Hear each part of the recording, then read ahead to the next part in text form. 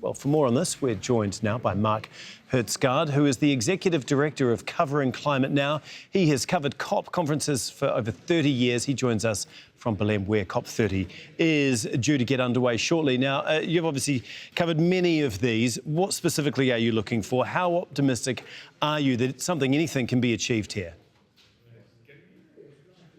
We'll see. I think reporters have to report and analyze rather than predict. But we can say about the context that you're right, that the biggest polluters, the leaders of the biggest polluters, notably my own country, the United States, are Donald Trump is boycotting this conference. He has famously called climate change a hoax and a scam.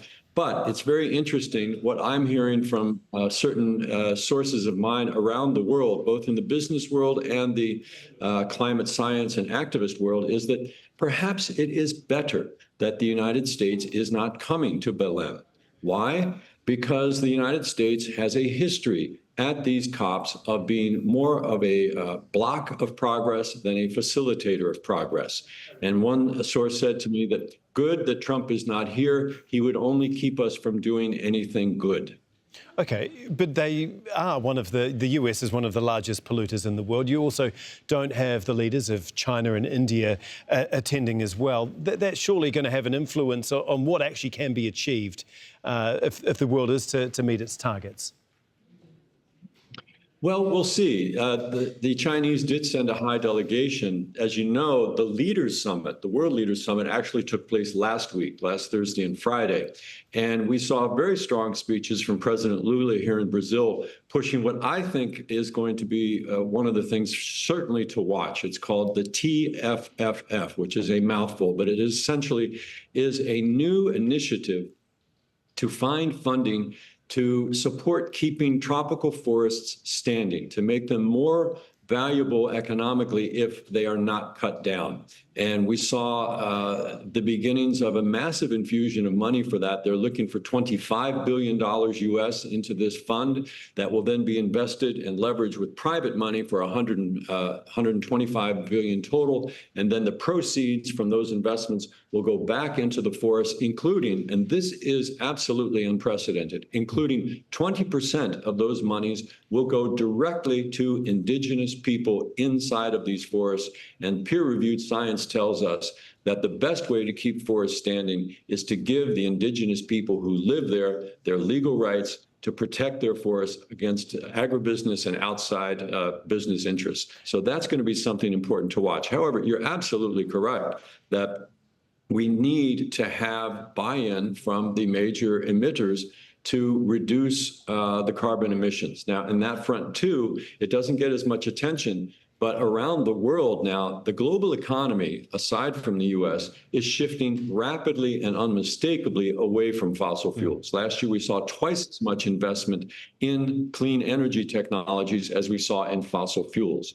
And at the same time, 80 to 89% of the world's people tell surveyors and pollsters that they want their governments to take stronger climate action. So that's going to be the tension here in Belém. Will those voices of the new economy, the green energy economy, the people's will around the world, those voices are in conflict with the fossil fuel economy that is championed by Trump, by Modi in India, by Putin, especially in Russia.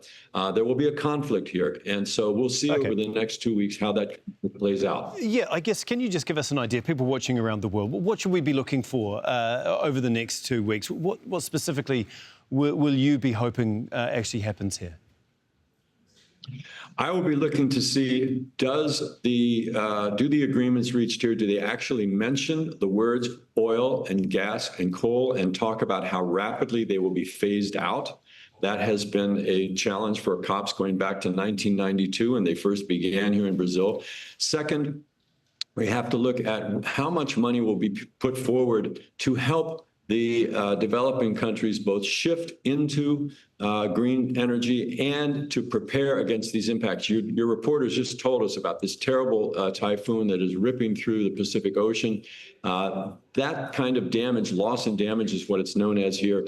Legally, the global north countries are required to massively increase their amount of aid for that. So far, they haven't done that. That will be a real flashpoint here. And then finally, how much of the innovation that everyone talks about is that actually going to be happening? And will we see in the final agreement real obligations on the part of all these countries to deliver, not just talk? That's what President Lula of Brazil says. This summit must be a summit of implementation, not simply rhetoric.